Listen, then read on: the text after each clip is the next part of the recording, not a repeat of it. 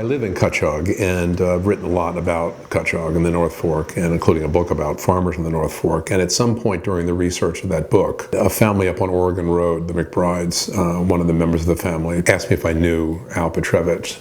And I knew his name, I didn't know who he was. And at that point, I got interested in this idea that someone literally disappeared from this town.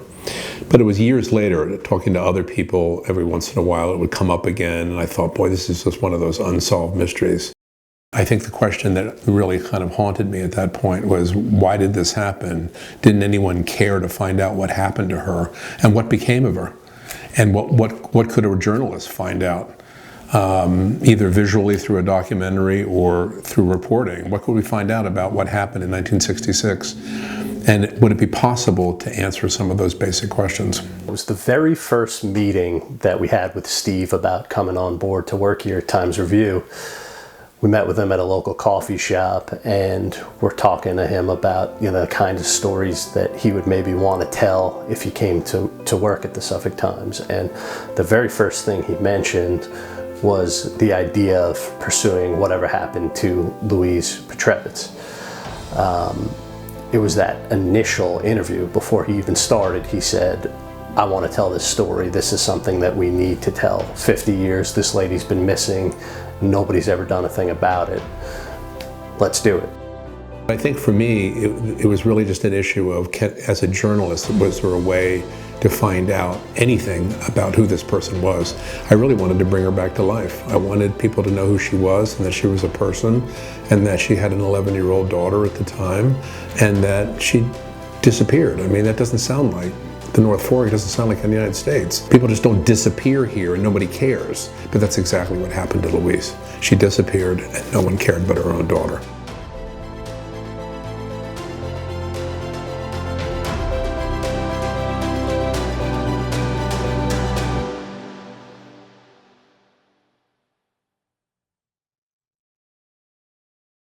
She was a very well-liked woman. She was a member of the Cutchogue Ladies Auxiliary. She had a lot of friends. She worked very hard. She picked strawberries. We had a stand in the front of the house, and she would have tomatoes, onions. We'd sell strawberries. And she also would pick strawberries and sell them to the restaurants, the local restaurants. So she was a hard-working person. Her and I got together pretty good. We always, for each other. I called her Lou, not Louise. She helped on a farm. She worked for a man that would be doing the work. She'd be doing the same kind of work, lugging bushels of potatoes. There were 60, 70-pound bags of potatoes and something like that, and loaded on a truck. And when we were storing the potatoes like that, she'd be on the truck lugging them potatoes and down the chute. She'd throw them down the chute on the slider. And then it would be my father and my brother and me, down cellar. And because we stored all the potatoes underneath the house and some in a barn. We used to like to dance, and they had a Victrola in one of the rooms, and an old Victrola that you just wound up, And so she'd put a record on and we'd just dance away. And she would come over a lot. And as we got older, we went to the carnival together, we went movies together, and we dated together a couple of times. Oh, she was a beautiful person. She was a gorgeous person, very pretty, beautiful personality, very quiet. She was like, my mother was very verbose, I guess would be the words for it. I don't know. She was very, she would say what's on her mind. Chechi Lou wouldn't do that. She was just very quiet. She was always quiet. In 1949, Joe Suhosky, a farmer in Mattituck and Cutchogue, married his wife Margaret, who was always called Beanie. That was her nickname. They were married at Our Lady of Poland in Southampton. And at that wedding, Al meets Louise Jasinski from Sacaponic. Yes, yes. She was my maid of honor, and she was an usher for him. He was one of my ushers. Just 6 months later, they were married in Our Lady of Poland. They had their reception in what's now the Birchwood in Polishtown in Riverhead. But that's where this whole thing begins. We seldom visited socially, like couples, you know what I mean? And she would come over here, or I would stop in over there once in a while. Maybe they would go to somebody's house, like Claire and Mickey's house on Saturday, or they would have somebody over to the house, or they weren't much for going out dancing. You know, my father didn't like to dance because he didn't like to sweat. You know, that was him. We'd say, "Come on, Dad, let's dance." "I don't want to sweat." He was just a bundle of joy. I remember having coffee, or we would go to Dalen's once in a while. Remember Dalen's Market? We would go and have coffee, you know, coffee. I was always going to have coffee. Or we'd come here. Yeah. And she'd have coffee with Touchy Claire, and us kids would play or get in trouble or whatever. Yeah. It was, back then, you went and visited with your friends, you know, or she'd get her hair done with Shirley up the street. That's Claire's sister. Well, the moms didn't work back then. No, the so that moms was didn't it. work. You know, you did your wash and your vacuumed, you did whatever, and then you'd be like, okay, want to have coffee? Yeah. Or you went to the beach or whatever. That's how, when it was time to learn how to swim, then we went to the bay to learn swimming lessons, and then you'd stay there for the morning. It wasn't until she started working at Terps. That's when the problems, I think, started, when she started working part-time.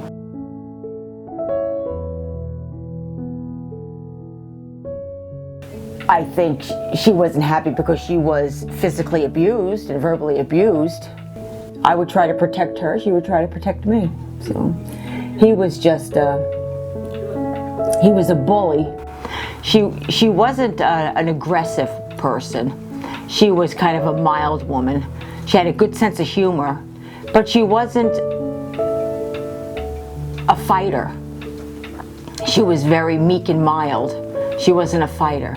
I think if she fought back, it would have been a different story. You know, if she had a temper on her, then it would have been, ho, ho, ho, you know, I better not mess with her. But she wasn't. She cowered. So he had the upper hand. Picking her up by the neck, throwing her up against a wall, cussing at her, and he did the same with me. He was a bully. He was a brute. You were scared stiff of him. You were afraid of him. You were afraid of everything you said, everything you did.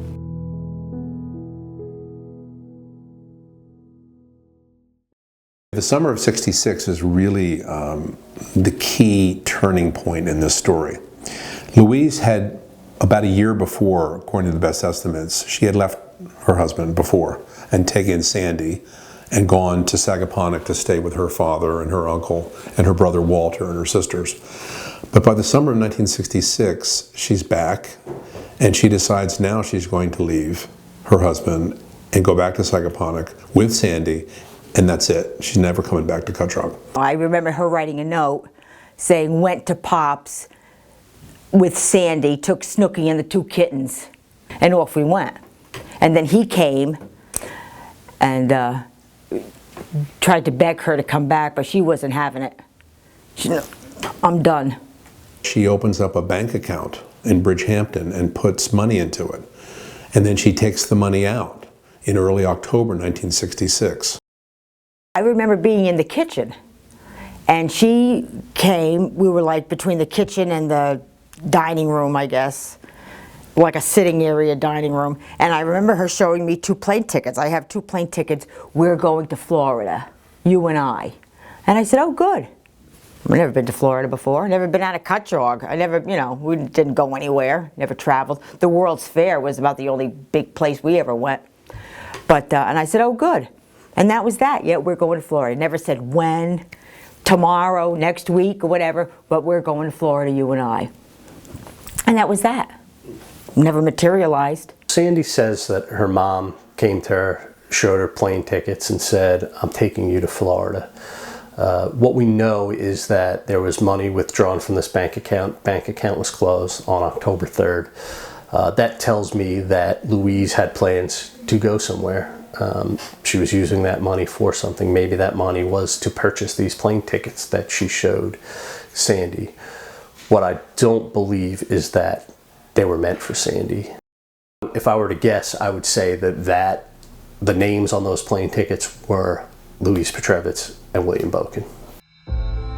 Several people had told me, including a former town police officer, that the rumor always was that she'd had a relationship, an affair with a town cop. William Boken grew up in East Marion, not far from where Louise Pietrewicz lived with her husband in Cutchogue, New York. He was a Southold Town police officer. He joined the police department in 1957. He was a patrolman. Based on some of the press clips that we found about him, it seemed like he might have worked a lot of overnight hours. He made headlines a couple times, one for being the first on a scene of a fire, another for he was involved in the arrest of Joan Crawford's son. There's no doubt that Louise and Bill Boken were together. I mean, her own daughter says, "I was there in the car, saw them together meeting on Harbor Lane." He was known to spend some nights at Louise's parents' house after she had left Albin. My mother kind of rendezvoused with him down Harbor Lane one time, and I was in the back seat, and I remember seeing him. I said, "My mother's seeing another guy."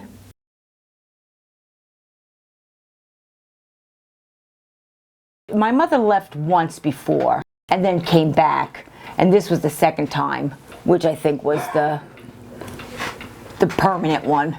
I was getting ready to go to school, and I kissed her goodbye and got on the bus and left. And that was the end of it. And I came home and she wasn't home. I asked my uncle where she was, and he didn't know. The next day, she wasn't there, and she never was there anymore. It hits you. It hits you hard, you know. Something like that happens, like disappearing off this earth, and wonder what happened to her, you know. It was hard to you know, to grasp it, you know, that she was gone. After she had disappeared that first winter, we decided to go to Florida with another couple for a couple of weeks, and then we got back, and the rumor was that we had gone down there to meet with her, you know, and we had no idea of even doing anything like that. Back home, when I was during the weekend or something, I'd get a phone call, but there'd be nobody there. It would ring, I'd pick it up, hello, and once in a while I'd say, "Lou, is that you?" And they hang up. There was no more calls after a while. Everything was a big secret back then. Everything was a big secret. If you asked somebody something, they didn't know. "I don't know. I don't know." Nobody knew. You couldn't get anything at anybody. There was nothing ever said to us as children, you know. Don't say a word, you know, just, you know, it'll go away if you don't talk about it. And it still hasn't gone away. I've always asked, and I always got, "Let it go. Let it go." And I'm like, but let it go. The only person that really spoke to me about it in any type of conversation was Uncle Walter, my dad's brother. And we were talking about it, and I said, "What do you think?" And his thing was, "Well, she's probably gone. Really would like to know what happened to her." And that was the extent of the conversation. Nothing. The mother never confided in her. Nothing. It's just Steffi. Neither one of them, Aunt Steffi or she. They spoke amongst each other. Yeah. But never involved my wife. I don't know what the reasoning behind it. Well, I wasn't a sibling, so I guess they figured that, Well, you know, I'd have no That's interest true. in it. I grew up quickly. You know, I grew up very fast. Number one, the house that my grandfather had didn't have any heat. All it had was a coal stove and a wood stove and a gas stove. It had no hot water. The phone that it had didn't even have a rotary dial. You picked it up and the operator said, "Who do you want?" So and it had World War II blackout shades on the windows. So you were living in the past. And so I learned quickly to put coal in a coal stove, put wood in a wood stove, and they did not want me to stay there come wintertime. I went from Josephine's house to Beanie Zahoski, Beanie and Joey's, and I stayed there for a while. And then finally, well, they had 5 kids, Beanie and Joey, and it was like, what the hell, you know? They resented me, those kids. You can't blame them. There's 5 of them. And they were like, what are you doing here, you know? Sandy had her own way. Yeah. I mean, she would go upstairs and slam the door on her cousins' faces, but that's being a kid, you know, 12 years old would expect.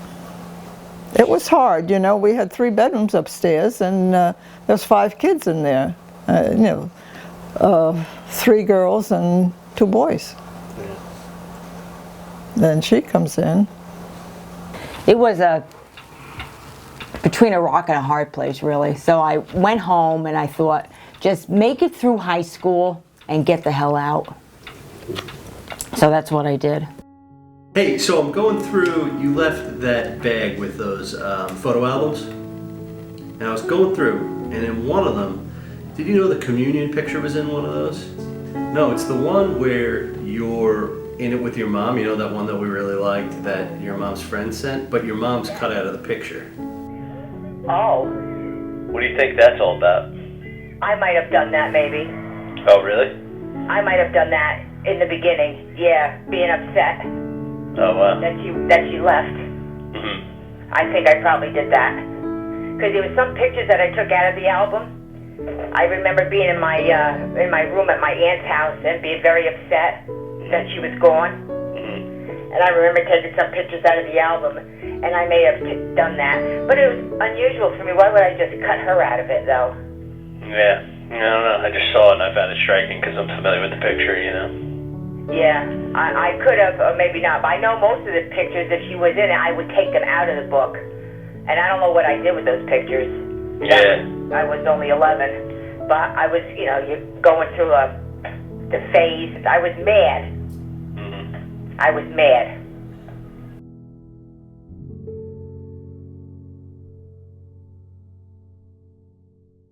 In May of 2012, I went to a birthday party for my friend, and it turned out that his wife's family were related to Louise.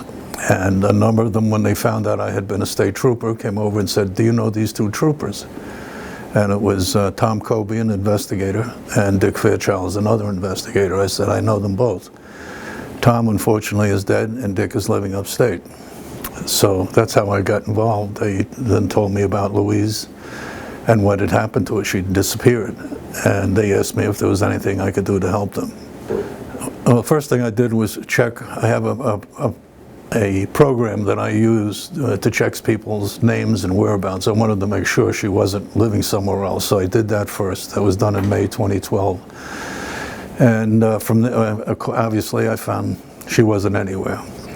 So then, the latter part of May, I contacted retired investigator Dick Fairchild in upstate New York. And I said, "Dick, do you remember this case?" And he says, "The one from Cutchogue?" And I says, "Yeah." He said, "Oh, I remember it well."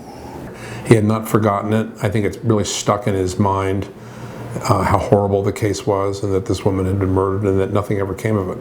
I think he was pretty horrified by that.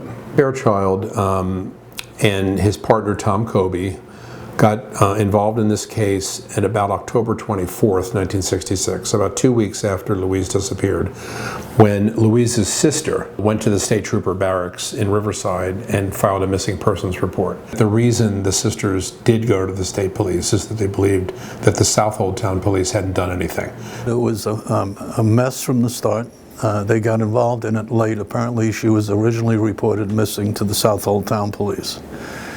And that after about 2 or 3 weeks, the family said they were doing nothing. So they decided to contact the state police about it.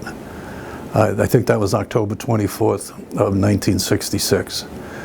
On the 25th, Dick told me that he and Tom Kobe came to Sagaponack and interviewed the family there. And they start talking to people. They talked to Pietrewicz. They came over to Cutchogue and talked to him, and he made it clear to them that he didn't care if his wife was alive or dead. He was very upfront with them. He said, look, he says, my wife was cheating on me. She was cheating with this guy, Bill Boken, a Southall Town police officer, and I'm glad she's missing. He says, she's ruined my name in the town, and I just don't want any part of her anymore. And after talking to him, they came away convinced he had nothing to do with it. In Kobe and Fairchild's work on the case, they both leaned strongly towards Boken having been responsible for Louise's disappearance. According to Dick, there was no doubt in his mind that Bill Boken was responsible for the murder and disappearance of Louise. He based it as probable cause on the fact that in one of the interviews with Mrs. Boken, she alleged that she had been beaten by him repeatedly, and on one occasion he pinned her to the floor and started to strangle her. And he says, if you keep it up, I'm going to strangle you and I'll bury you next to the bitch in the basement. One of the things that we did as a part of this project in our research was to go through the town website to see if we could find any reference to Bill Boken. As I was going through that, one date really jumped out at me, and it said October 7th, 1966. That's exactly one day after Louise was last seen alive. I opened it up and it was minutes from a town board meeting, and they were accepting Bill Boken's resignation. So the very day after Louise disappeared, he resigned from the police department. The resolution was approved unanimously by the town board, and they said they accepted his resignation with regret, was the way it was worded. And they also agreed to pay him accrued leave that he had earned upon his resignation. So after 9 years, he stepped down from the police department, and it happened to be the day after Louise was last seen alive. Investigator Fairchild advised me that they felt she was alive until October 13th or thereabouts in 1966. That they had traveled to Florida. Fairchilds and Kobe were able to contact an airlines and verify the fact that they were on a flight to Florida and that they had also returned from Florida. He believed the two of them went to Florida on some kind of jaunt and came back together, and that somewhere after their return from Florida, Louise was murdered and her body dumped somewhere.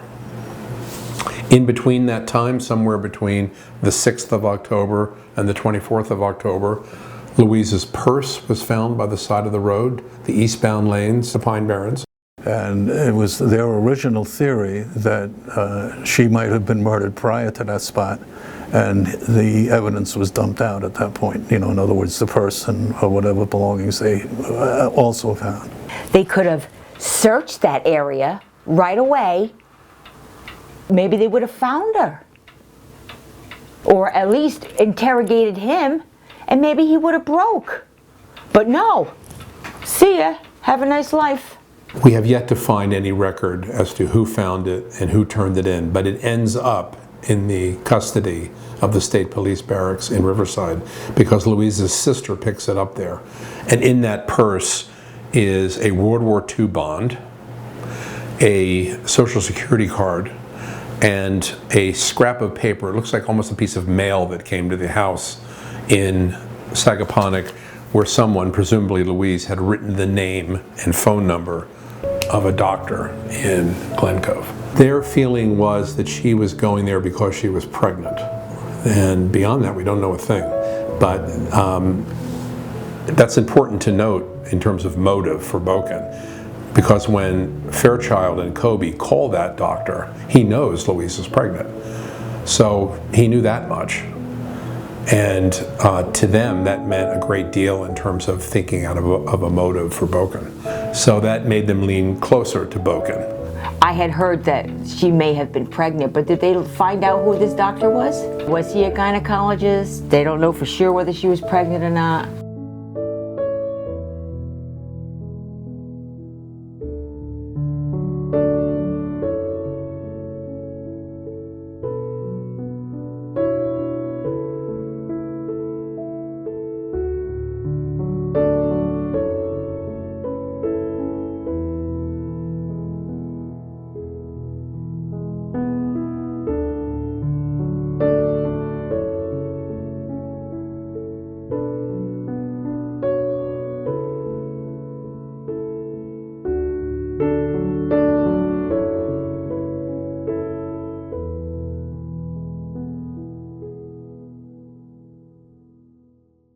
Judy Terry was a longtime public official here in Southold, longtime town clerk. She was, to her disadvantage, married to Bill Boken.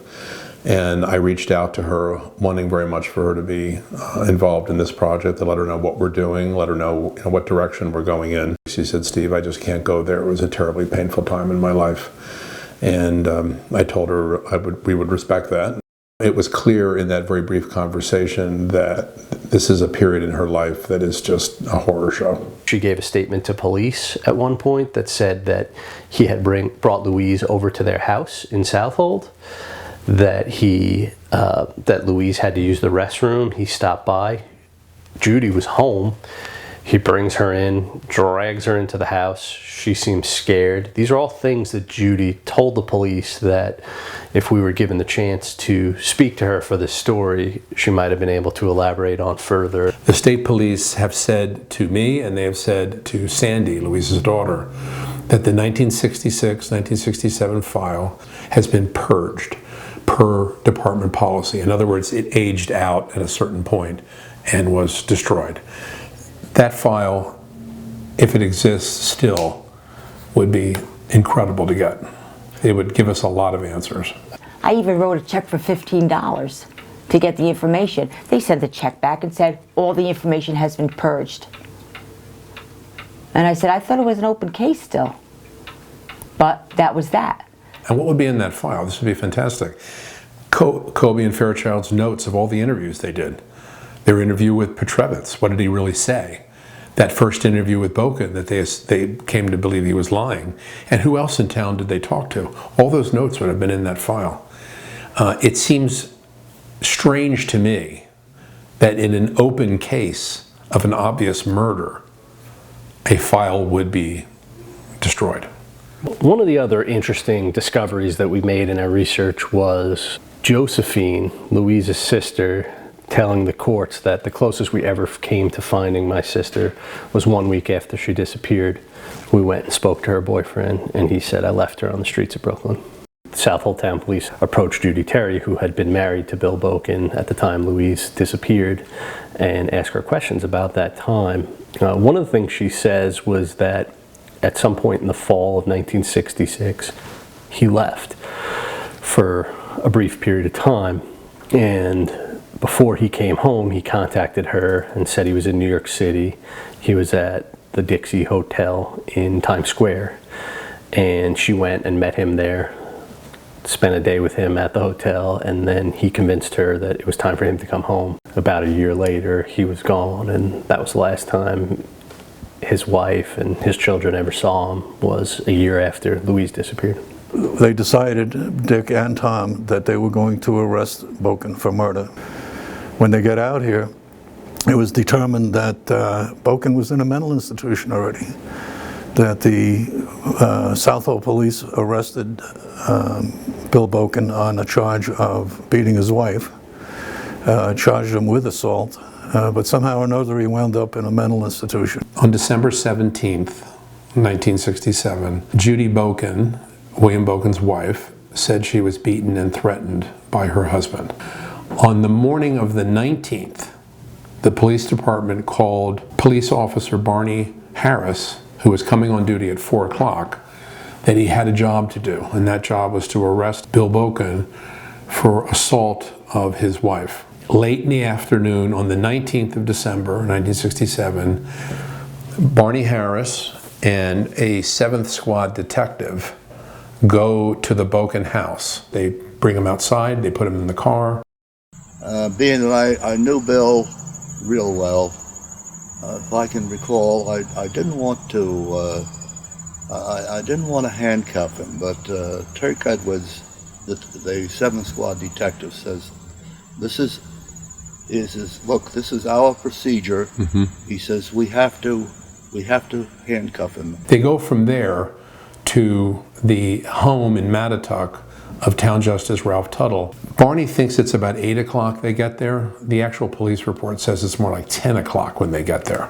So it's rather late for a very unusual proceeding in someone's living room.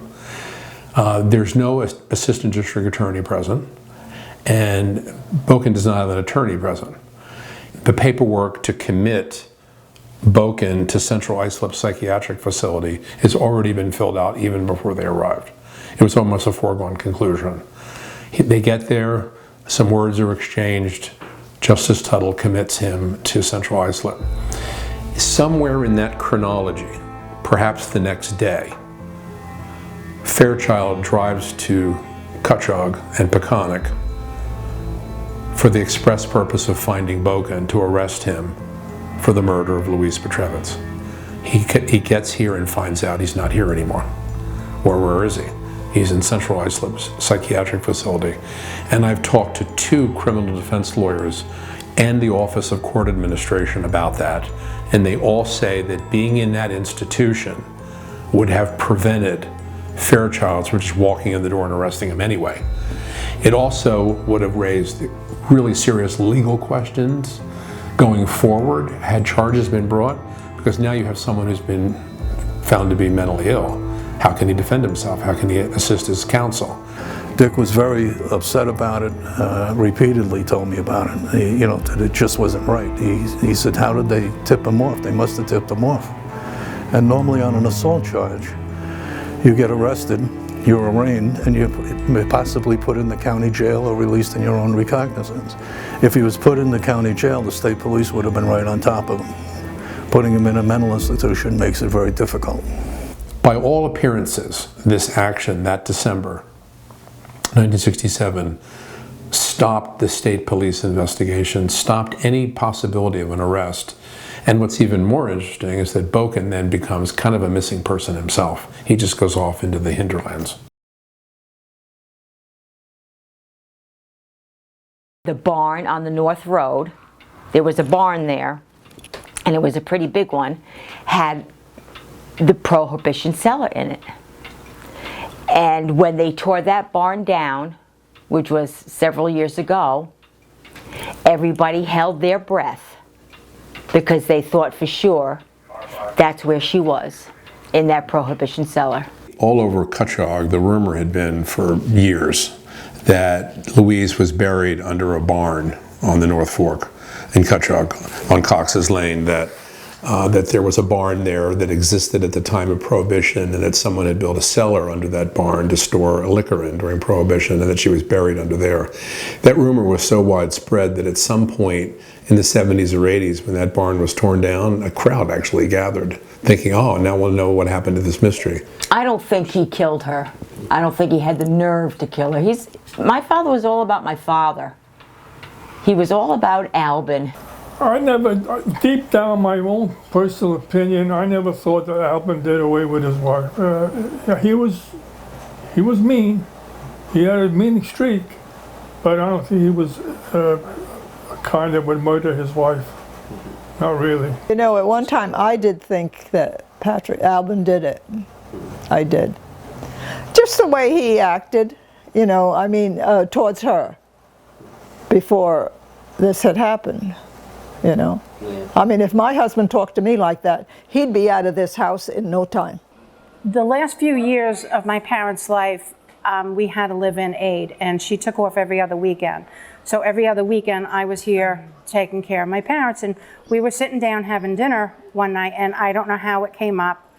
He talked a lot about older times, right. My grandparents and growing up, and then your father's name popped up, and then of course your mom's name came up, yeah. and I don't know how it came about, but my father says, I'm absolutely sure of it, that Patrick killed Louise. He goes, I have no doubt. I mean, he wouldn't make something up like that. I mean, he was your father's best friend for years. He's Jimmy's godfather. He was, they walked to school together. But I don't know. He didn't elaborate much on it, just that he felt confident that it was your dad, that it wasn't anybody else. Albin had a vicious temper. I always thought he had a vicious temper. I thought he did it totally. And a farmer can bury almost anybody, any place. I think she's dead. We were in a golf cart, and out of a clear blue sky, he says to me, Joe, he says, you know, I had an insurance policy on Louise. Polish National Alliance is the name of the company he got the policy from. And he says, I can't collect. I said, well, the reason you can't collect is your wife has never been legally declared dead. And the woman's missing. Don't you want to find her? Hell with the policy. Find my wife. He was all about Albin. He had the best potatoes, the best strawberries, and he did have good strawberries, I have to say. He was a good farmer. Potatoes was the primary crop, but he did grow cauliflower and strawberries. He would have strawberries across the street, and then he would pick them for market. Then he would take them to Riverhead and they'd auction them off. Then he'd have you pick them yourself, and then people would come and just pick them yourself, and he had steaks. But there was always people that wanted to go past the steaks because he had Jersey bells, and they were beautiful. They would actually shine. And if he caught you, oh my God, it was the wrath of God came upon you. He would yell and curse and everything else in English, in Polish, whatever. It was a nightmare for you. He was very active in the Cutchogue Fire Department, was the chief at one point, was a commissioner at one point, head of the Cauliflower Association at another point. And he was on the board of the co-op that owned that very controversial labor camp on Cox's Lane, just a half mile from his farm. Al never paid a social price for the incredible oddity of having a missing wife. Because Albin was a leader in the farming community, he was a go-to for the media. The New York Times did a profile on him. It was a story in 1982. It was a particularly bad year for potatoes on Long Island, and their go-to for that story was Albin. Jimmy Breslin, the most noted columnist of his day, did a column for Newsday where he referred to Albin. In 1974, about 8 years after he had last seen his wife, Albin went to the courts to get a divorce. Then he got remarried, which is what his main mission was, to get remarried. Then he moved to the farmhouse with his wife, and that's where he stayed. He left me nothing. That's how he felt about me. He left me nothing. He left everything to his wife, and she left everything to her kids.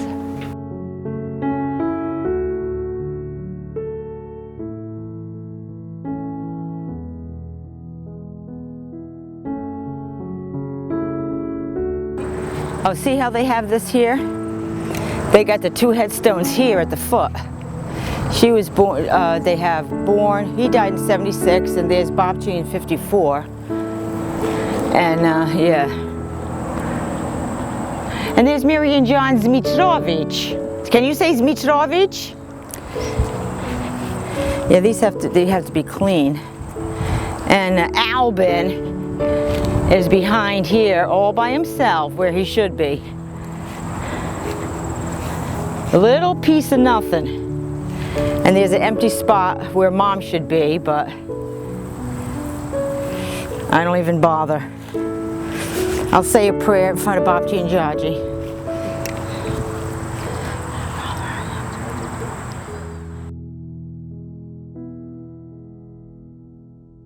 There's something oddly fitting about the demise of Bill Boken. Here we have someone who all but boasted to his wife when he beat her that he had killed Louise. He's, by all appearances, he's protected by local officials. The action to put him in central isolate, by all appearances, was an effort to protect him. Unfortunately, Dick died in 2014, and there was a question that I never asked him. I would suspect, knowing how the state's police operates, they probably contacted the district attorney's office and said, you know, hey, this is what we have. The guy's now in a mental institution. It turns out the DA was aware of it because they had a 90-day commitment that he was getting out, and it was being picked up by 2 Suffolk police officers, and that his wife was issued an order of protection, which falls under the criminal procedure law. But there has to be a district attorney involved. My assumption is that the DA told the state police, we have no body, which was true. That was one thing that really hurt this case. And the second thing, now you have your suspect, your main man, has been declared mentally incompetent. So we know that in March 1968, he's released from the psych center. Him and his wife, Judy, have restraining orders where they're not to see each other.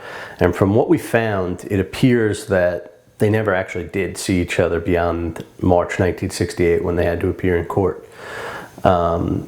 She says in their divorce papers that the last time they saw each other was when he was arrested in December of '67. And he goes on to live in New York City. We know that much. We're not sure how much he returned to the island, if at all, after 1968. We have found some record of him in New York City, living in Manhattan. We found some record of him living in Queens. There's a couple of ways that we were able to piece together his relationship with his family after 1968. One is the will of his father. There was some money that was left for him. And interestingly enough, when they tried to get that money to him, he declined to take it. And there's paperwork to the effect of him saying, or lawyers speaking on his behalf, or family members speaking on his behalf, saying that he doesn't want to give his address for them to send this money that was owed to him. And when his wife sold their house in Southold, he was owed $15,000 at the time. A lawyer for Boken's sister responds to Judy Terry and says that, you know, they've been in touch with Boken and he's not sure that he wants to take this $15,000 because he has to say where he is. And, you know, it's at one point an attorney in a letter to the court says he's clearly a man on the move. You know, this was a guy who from 1968 to 1982 was hardly seen. There was a youngster who lived in Cutchogue, and he was in the YMCA, he was in the elevator, and he spotted Boken's, and he says, "Hey, I know you. Aren't you from Southold? Aren't you Suffolk Town PD?" "No." And he got off the elevator, and that's the last. You never seen him anymore. In 1982, he was found dead in his apartment. He had been living in an apartment in Ozone Park for about a year. He makes nothing of his life. He's a taxi driver. He's on welfare. He's living in the city. When they go into his room to find his body, it's surrounded by empty vodka bottles. There's a tragic part of the story that follows the line of Bill Boken. He never really brought guests over to the apartment, so they didn't really have much to work on to identify family members or anything like that. The cab owner remembered he needed to borrow some money because he was having a dispute over alimony with his former wife, and the owner of the cab company recalled that he had to go to Albany for that. So because of that, the police in New York City at the time of his death, they don't even reach out to his family on Long Island. They reach out to the Albany police and say, "Do you have any Bokens in Albany?" And they got back and said no. And about a month later, after nobody came to claim his remains, he was brought to Hart Island. So Hart Island is New York City's only potter's grave. It's where they bury unclaimed remains. The inmates from Rikers Island go and they perform the services, they do the burials. There's close to 1 million people buried on this island, and that's where Bill Boken ended up. The problem back then, as I explained, was the Southold Town Police were not civil service. They could hire anyone, with a lot of political people who just got jobs for the sake of being there or knowing the right person. The Southold Town Police are totally night and day from where they were in 1966. They got a lot of good cops now, and they're doing a good job. And everyone now is civil service. It's a total transformation of a police department. The first action in which the Southold Town Police showed interest in this case was in 2012-2013. The family at that same time, in large part because of the bones that were uncovered at Gilgo Beach, went back to Southold Town and inquired again, what's ever become of this? She did get a phone call once that they found remains and they wanted to know the name of the dentist that Louise was going to. She gave him the name of the dentist, but the guy, he passed away and all his records were gone. They met Detective Sergeant Joe Conway, who then talked to Dick Fairchild, which is a very important part of the story. The relationship and the contact between a South Old Town detective and the original state trooper investigator on this case really shed a lot of light for us to be able to tell the story as to what happened. We know that Detective Sergeant Conway wrote out some reports, and we know that he asked Suffolk Homicide to come to the old Boken house in Southold to do ground penetrating radar in the basement. The comment of Boken to his wife when he beat her was, "I buried this other woman in the basement." Judy Terry told that to Conway, who then organized through Suffolk Homicide to get some equipment out here, and they searched that basement.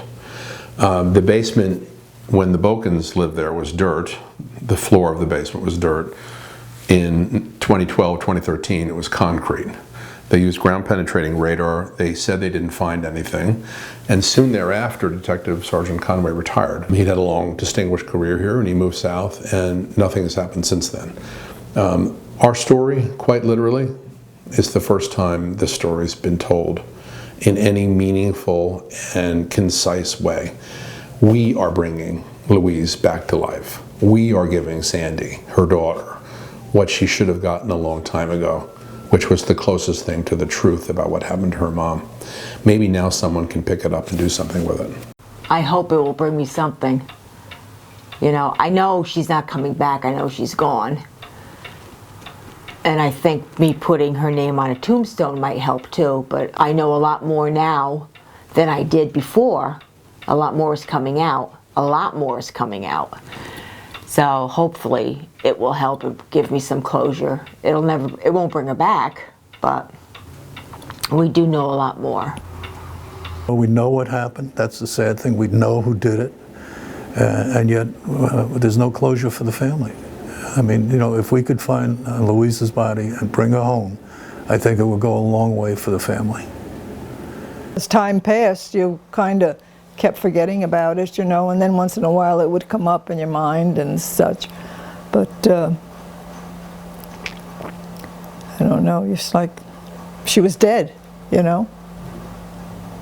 She was gone so long.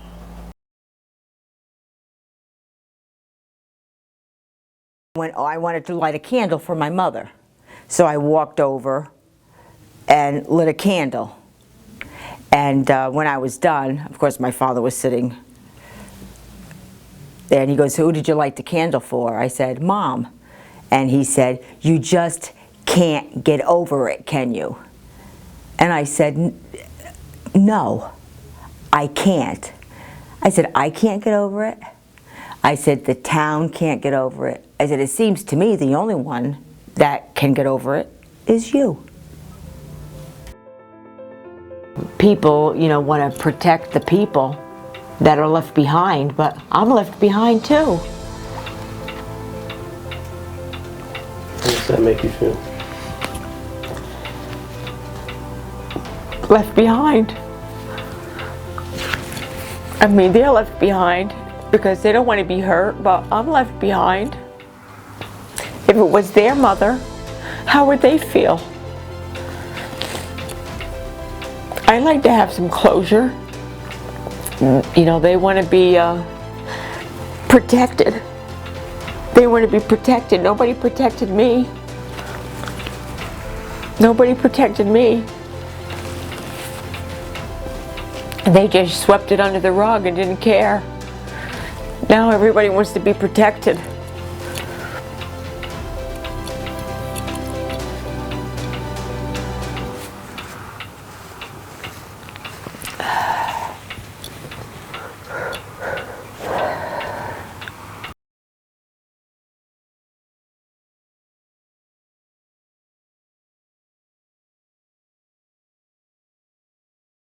New clues tonight in a decades-old missing persons case on Long Island. Human remains just discovered in the basement of a home in Southold.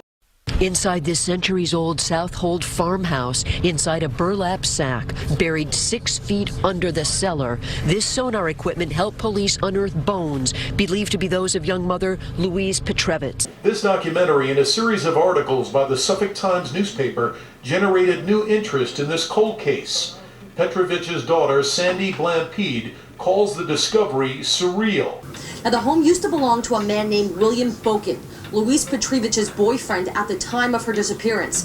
Boken was reportedly a Southold police officer who died in the early 80s. Police say they had searched his basement and even dug up parts of it back in 2013, 5 years ago, searching for Louise, not being able to find her. Well, yesterday, human remains were found.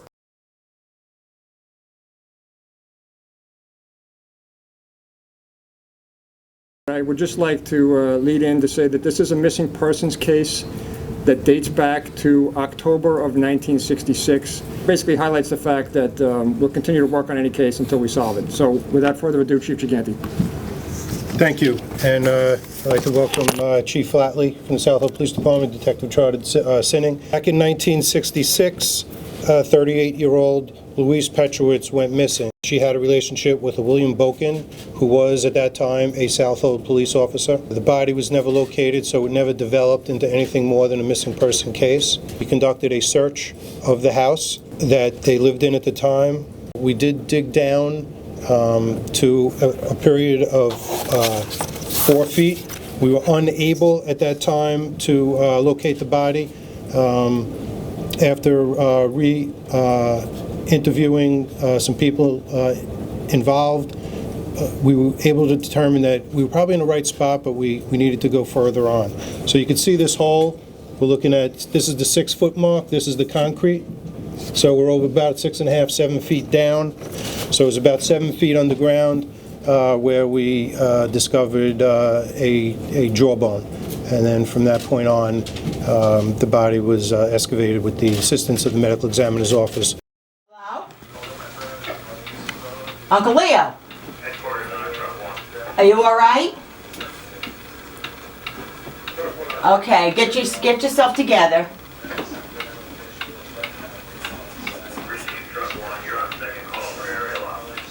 Well, you know, she was right under their noses, right in that basement. For 51 years she was. But she's home now. We have her now. So, she's with us now. After all these years. Right under our noses she was. All those years. It's so hard to believe, you know, we've been thinking about her all these years, and now that she's here, it's like you can't believe it. Well, have her cremated and I'll bring her back. Bring her back here. Yeah, because she's lived there.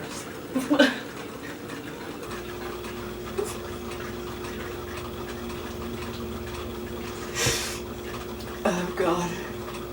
Are you okay? Yeah. It's just so hard to fathom, you know? Police went and re-interviewed Judy Terry soon after our documentary aired. 2 detectives, one retired and one active, John Sinning and Joe Conway, went back to Judith Terry. They suspected that the memories of her time with her husband, Mr. Boken, was so painful that she had really suppressed a lot. She expressed great fear that Boken would come back and find her and hurt her. So when the 2 policemen went back to her again, they brought with them the actual death certificate for Bill Boken, showing that he died in August 1982. They showed it to her, and that opened up the floodgates. They spoke with her about what she knew about what happened on that day and at that time, and asked her about the basement again, and she reiterated that she thought Louise was in the basement. She saw her husband burying Louise Pietrewicz in the basement of that building. What's interesting about that is that they went digging at the very spot in the basement of that house in Southold where Boken and his wife lived, and they didn't find anything. They went back to Mrs. Terry and said, well, we went to where you told us to go, but we didn't find anything. They had showed her a picture of a detective in the 4-foot hole. And because when they dug the 4-foot hole, they didn't find anything because they dug in a different spot.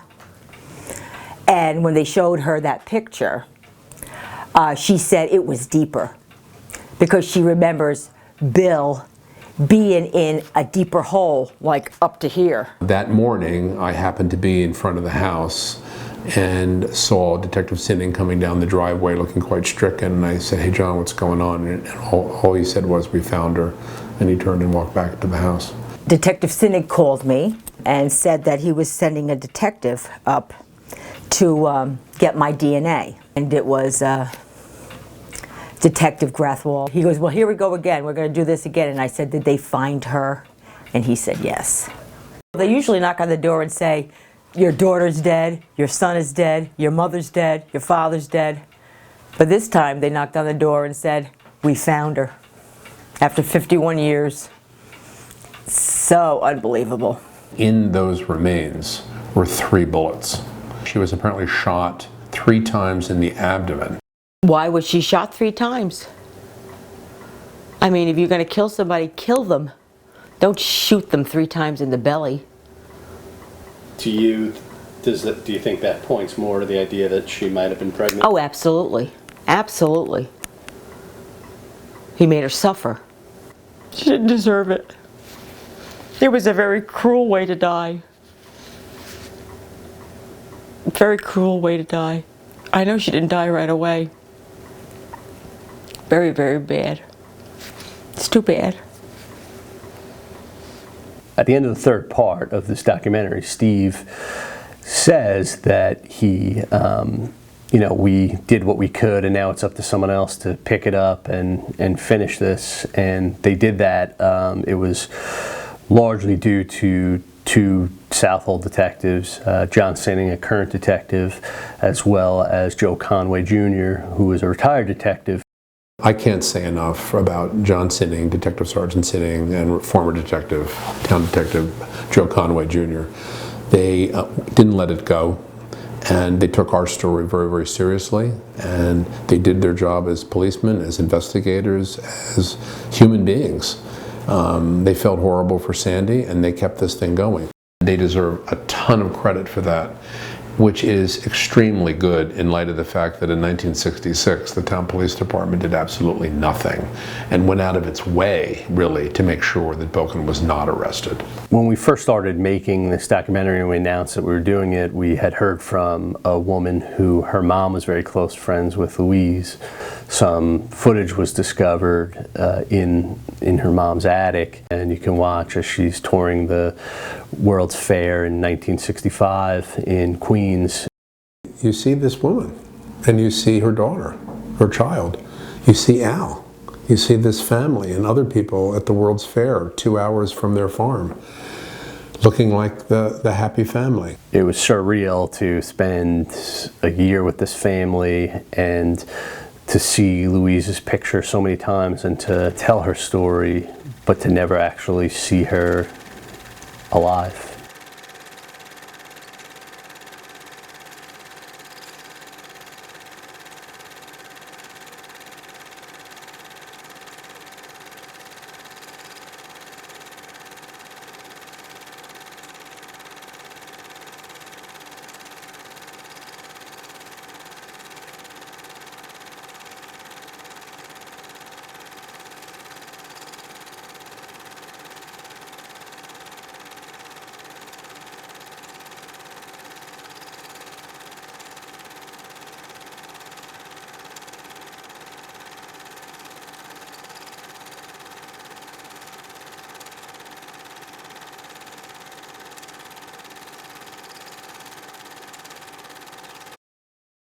Shortly after Louise's remains were found, we actually received an email from the current property owner who said to us if Sandy wants to come down and visit where her mom was buried and visit the basement, that they would welcome that. I just wanted to see where it was, what it looked like, and I was really kind of shocked because it was like a square. I'm glad I did see it. It doesn't look that long, does it? No. When you look at it. No. All that time down here. What a cold, cold-hearted person. She had to have suffered. She had to have suffered. Get shot 3 times in the stomach. She didn't die right away. Well, at least we found her. She's out of there now.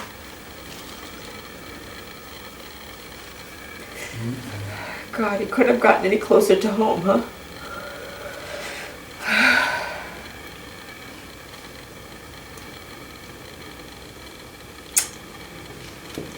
That's enough for me. It was just a really emotional afternoon. After that, we actually went to the funeral home where she visited her mom's remains. She was so brittle, I thought, God, if they waited 20 more years, there probably wouldn't have been anything left. Her skull was there, and I was rubbing her skull. I thought she was going to be laid out in like a skeletal human being, but she wasn't. She had a skull, and then in the middle was bones in a pile. I said to her that I was sorry that she had to get shot 3 times in the abdomen, and that I was sorry that she had to suffer, that I didn't want that to happen to her. That's what I said. And that I'm sorry that she got herself in a predicament that she couldn't get out of, and that nobody was there to protect her. But we finally found her.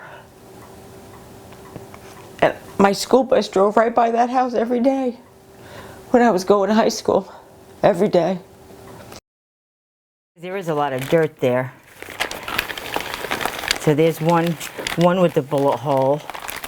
2, I thought there wasn't any bullet holes, but look, there's the 3 bullet holes. And there's the lace. They did such a good job putting it in here. And that they told you was the slip that your mother was wearing? Yeah, it says slip right here, yeah, that she was wearing.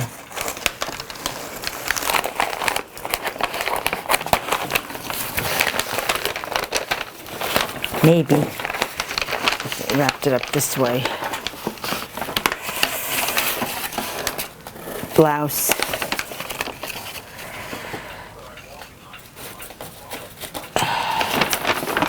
The way they wrapped it up, maybe it is. Yep. That's 2 bullet holes anyway.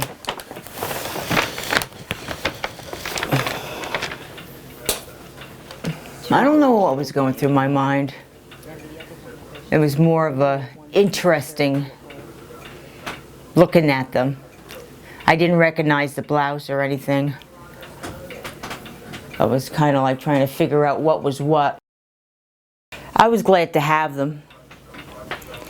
You know, that they're hers, and it's something tangible that I can hold on to. And I'm glad I have them. And I was impressed that they were in pretty good shape for as many years that they were down in the ground. You know, so they were on her. So now I have them, and I'm happy about that.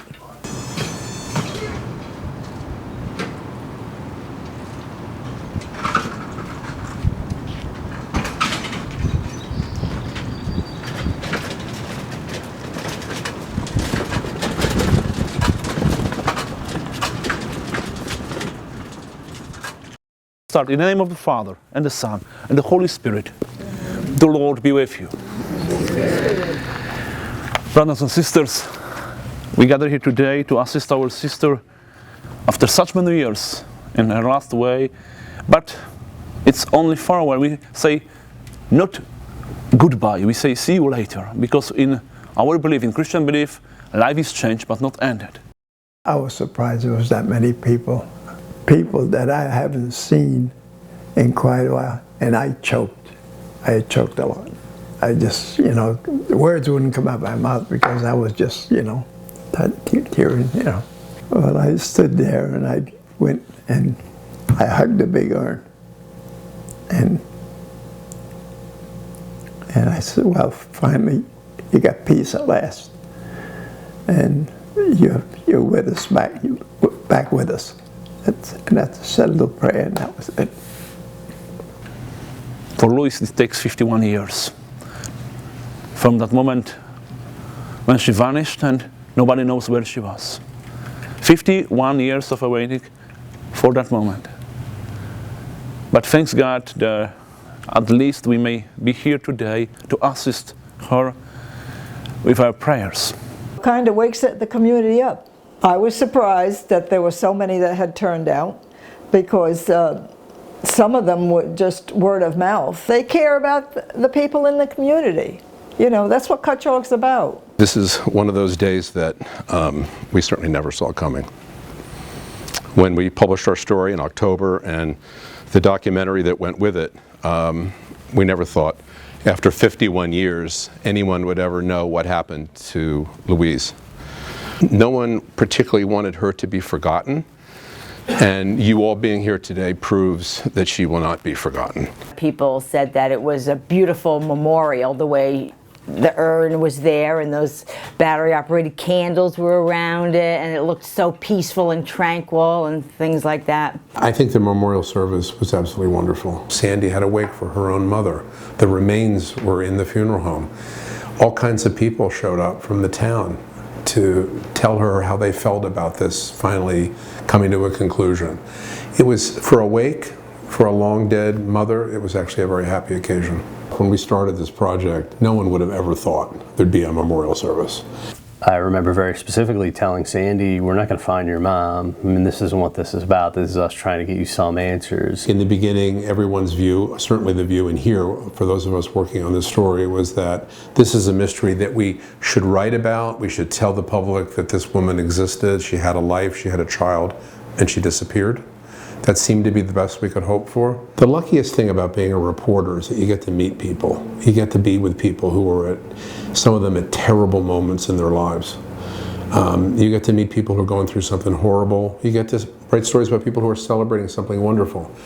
This was a story that really needed to get told, and we told it at this newspaper. We told it in the paper, and we told it in video. And for me, it's just a real high point. It's a relief. It's a relief knowing where she was, being found. And the closure on this was, you know, unbelievable. Stories have to be told. It doesn't make you a bad person. The victim doesn't make him or her a bad person. But the whole story has to be told. If you want to find out what happened, and you want to get them back. Especially with Mom, who was missing for 51 years. I wanted her back. Knowing that something happened. I knew that she was dead. I knew she was killed. And I knew Boken killed her. But I wanted her back. This is it.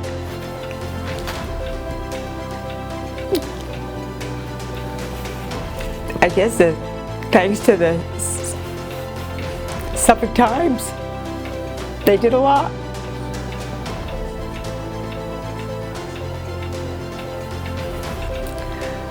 And sometimes it's hard to believe what happened.